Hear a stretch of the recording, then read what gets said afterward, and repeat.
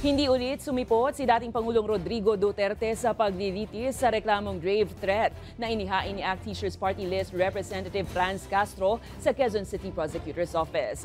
Pero sa counter affidavit na ipinasa ng abogado ni Duterte, itinanggi nito ang mga paratang. Ayon naman kay Castro, sa ibinigay na manifestation ng kampo ng dating Pangulo, malayo raw kaya hindi ito nakapunta. Nagkaroon naman ng konfrontasyon ng mga supporters ng magkabilang panig sa labas ng Prosecutor's Office.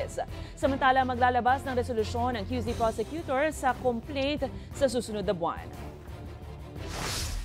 Hindi na naman dumating si dating Pangulong Duterte.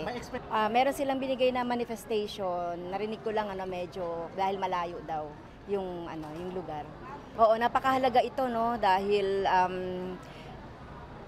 siguro biro lang kay dating Presidente Duterte yung mga sinasabi niyang mga threat, pambabastos sa kababaihan at iba pang mga kung ano-anong sinasabi niya na red tagging, whatever. Pero this time, siniseryoso na natin siya. Dapat ang hustisya natin, ang justice system natin ay magkaroon ng pumabor doon sa kaso ko.